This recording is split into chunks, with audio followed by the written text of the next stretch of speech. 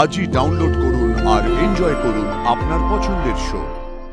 কিন্তু সত্যি যদি ময়ূর কিছু বলে থাকে, জিজ্ঞেস করার সুযোগটাও তো পেলাম না। হ্যাঁ, বিরক্ত লাগছে আমার। একদিকে অনুভবের অ্যাটিটিউড, অন্যদিকে এই ময়ূকের ভয়। ও না মাগো, তুই আমাদের খুলে বল। তুই যদি খুলে না বলিস তাহলে আমরা বুঝবো কি করে, বল।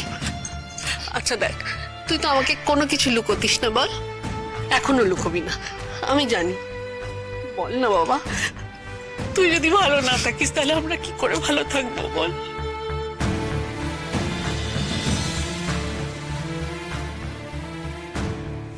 আচ্ছা মা, এরা হঠাৎ এভাবে আসার প্ল্যান কেন করলো? তোর সংসার দেখতে আসে বলে হঠাৎ চলে এলো কেন? নাকি ওই ময়ূক কি ওদের সঙ্গেও যোগাযোগ করেছে? সেই জন্য কথা বলতে এসেছে ওরা। আচ্ছা আমাকে একটা কথা বলো তো, তোমাদের সাথে কি এর মধ্যে? ও বাবা, হ্যাঁ কি ব্যাপার? এ তো দেখছি আমাদের বৌমা তার মা জেঠির কাছে অনেক গোপন কথা বলছে। দেখো, আমাদের নামে কিন্তু নিন্দে বন্ধ করো না। বালাই ষাট তা কেন করবে? না, মেয়ের মুখ গুজে কান্নাকাটি চলছে মনে হলো, তাই। তা ওনারা এতদিন আসেনি বলে কি অভিমান পালা চলছে নাকি? দিদি ভাই, অভিমান কিন্তু হতেই পারে। তাহলে এখন মেয়ের সঙ্গে এই মান অভিমানের পালাটা মিটে যাক। হ্যাঁ, আমরা ততক্ষণ নিচে যাই, কেমন? আয় ছোট চল। না না, তোমরা বসো, আমি মা জেঠিমনির জন্য চা নিয়ে আসছি। বসুন না। বলছি, তোমাদের সাথে একটা কথা ছিল আমার। হ্যাঁ, কিছু মনে করো না প্লিজ। অনুভব আর বন্যার মধ্যে সব ঠিক আছে তো? এটা কেন জিজ্ঞাসা করছো দিদি? না মানে মনে হলো কিছু মন কষাকষি চলছে বোধহয় দুজনের। আরে নতুন বিয়ে হয়েছে, এখন মান অভিমান কত কিছু থাকবে। আপনারা এত চিন্তা করবেন না। আমাদের ছেলে কাউকে খারাপ রেখে ভালো থাকার ছেলে কিন্তু নয়। হ্যাঁ, সেরকমই অনুভবকে দেখে আমাদের মনে হয়েছিল। যাক, সব ভালো হলেই ভালো।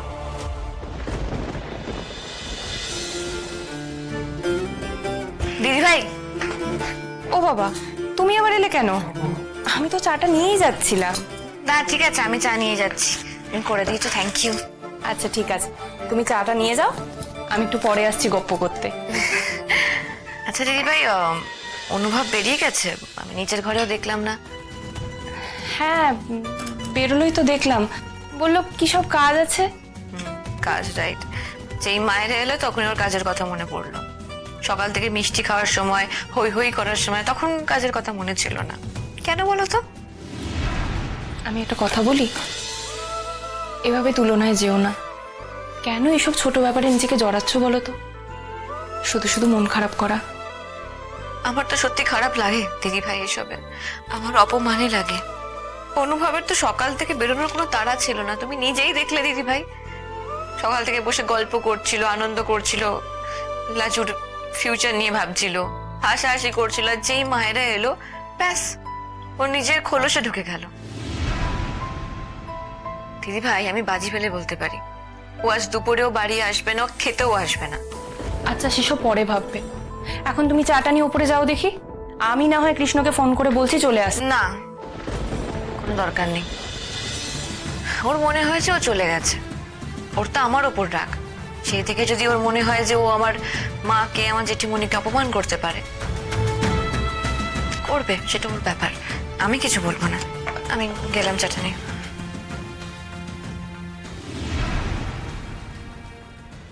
খচখচ করছে। যদি ময়ূর খোঁজের ফোন না করে থাকে, তাহলে আমি জিজ্ঞেস করলে ব্যাপারটা নিয়ে মা আবার টেনশন শুরু করবে না তো? কিন্তু সত্যি যদি ময়ূর খোঁজে কিছু বলে থাকে, জিজ্ঞেস করার সুযোগটাও তো পেলাম না। হ্যাঁ, বিরক্ত লাগছে আমার। একদিকে অনুভবের অ্যাটিটিউড, অন্যদিকে এই ময়ূকের ভয়। আমার আর ভালো লাগছে না, সবকিছু গুলিয়ে যাচ্ছে আবার।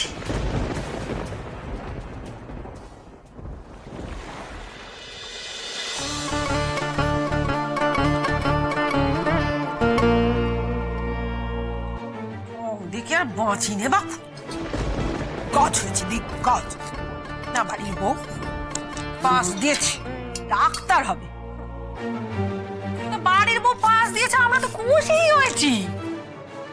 তাই বলে এরকম উৎপাত সহ্য করতে হবে? এরাম শুধু লোক সাত সকালে বাড়িতে এসে হাজির আর অমনি ফস করে 100টা টাকা বেরিয়ে গেল, তাও উৎপাত থামে নেই। কবরের কাগজে লোক এসেছে কেন? আমাদের ঘরের বউ সে কবরের কাগজে লোকের সঙ্গে কথা কইবে কেন? বারে মা, বাড়ির বউ যদি কবরের মতো কোনো কাজ করে তাহলে সে কবর হবে না?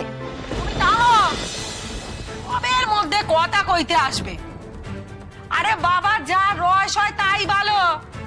এই যে বাড়ির বউ এখন ডাক্তারি পড়বে কইছে, কোথা থেকে পড়বে? সে তো আর এই গ্রামে বসে পড়তে পারবে না, তার জন্য তো তাকে বাড়ি ছাড়া হতে হবে।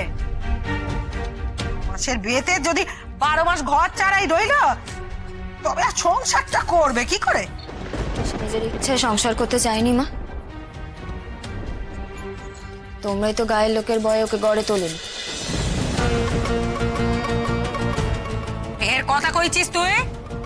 একদম থাম। সব কথায় কথা বলা, ওর জল টেনে কথা বলা হচ্ছে না।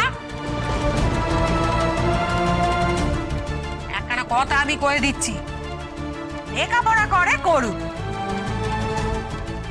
সংসার জলাঞ্জলি দিয়ে নয় বাপু। আগে সংসার, তারপর অন্য কিছু। পিঁপড়ে দড়ি হবে বলে না আমি বাড়িতে ছেলের বউ আনিনি।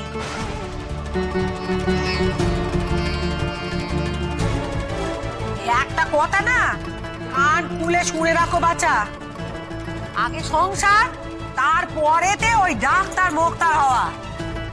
একটা কথা না মেয়ে মানুষের জেনে রাখা উচিত, তাকে সবার আগে সংসারের দিকে মন দিতে হবে। সে তার বিয়ে হোক আর না হোক, তারপরে অন্য কিছু হলে হবে, না হলে না হবে। তবে এমনটাই যদি সদরের হাসপাতাল ডাক্তার দিদিদের বাড়ির লোকেরা বলতো, তবে কি হতো বল? এমনটাই যদি সব মেয়ের বাপ মায়ে বলে, কি হতো তাহলে বলো না? কি আবার হবে? সংসারটা ভালো থাকবে, সমাজটা টিকে থাকবে। কেমন করে ঠিক থাকে তাহলে? তবে তো আবার আগেকার কালের দিন এসে যায়। তুমি নিজে কি তোমার শরীরের ভেতরের কথা নিয়ে কোনো ব্যাটা ছেলে ডাক্তারের কাছে যাবে? বলবে কথা? তোমার মেয়েলি সমস্যা নিয়ে কোলাকুলি কথা বলতে পারবে? ছ্যা ছ্যা ছ্যা, কেন? আমার মরণ হবে না? দেখেছো তো, তা তোমার চিকিৎসা করার জন্য তো একখানা মেয়ে ডাক্তার লাগবে।